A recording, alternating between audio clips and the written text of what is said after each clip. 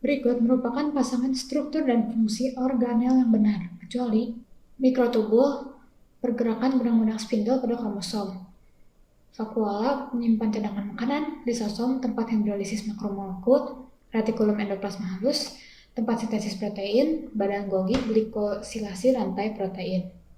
Nah, jadi soal ini tuh bertanya mengenai fungsi organel yang ada pada sel, itu yang mana yang fungsinya itu sesuai. Nah, kita lihat dulu organel-organel tersebut. Kita nggak akan bahas semua organel yang ada di sel ini ya, kita bahas aja organel-organel yang disebutkan di pilihannya. Jadi yang pertama ada mikrotubul atau mikrotubulus. Jadi mikrotubulus ini adalah salah satu dari 3 sitoskeleton yang ada pada sel.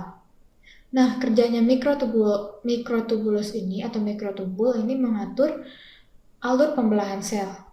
Jadi si mikrotubul ini tuh yang menarik si kromosom-kromosom itu pada saat pembelahan sel. Nah, kemudian yang kedua itu vakuola. Nah, vakuola ini kalau di tumbuhan, kalau di sel tumbuhan, ini kan sel hewan ya. Kalau di sel tumbuhan itu biasanya dia gede banget ya. Nah, kalau di sel hewan itu dia kecil. Fungsi dari vakuola ini menyimpan cadangan makanan. Pada tumbuhan juga sama ya, fungsinya menyimpan cadangan makanan.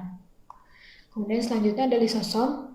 Lisosom ini dia fungsinya mengontrol pencernaan intraseluler karena dia mempunyai banyak enzim hidrolitik.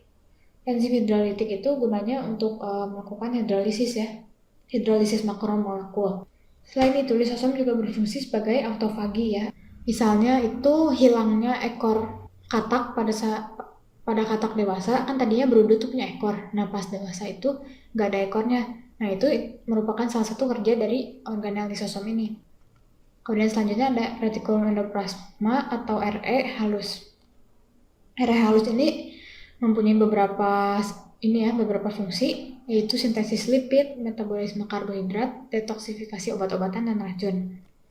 Selanjutnya yang terakhir ada badan Golgi. Badan Golgi ini gunanya dia mengemas makromolekul gitu supaya bisa keluar dari sel atau biasa disebut dengan sekresinya sel, dan memodifikasi rantai protein setelah translasi.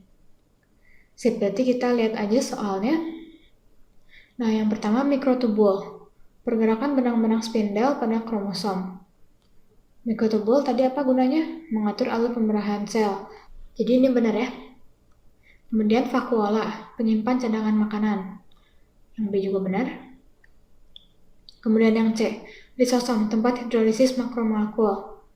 Nah, lisosom itu memiliki banyak enzim hidrolitik dan gunanya itu untuk hidrolisis ya. Jadi yang C juga kita masih bisa benarkan. Kemudian yang D, retikulum endoplasma halus, tempat sintesis protein.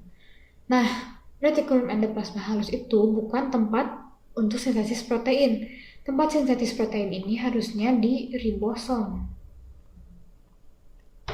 bukan di RE halus. RE halus itu gunanya ini ya, yang tadi.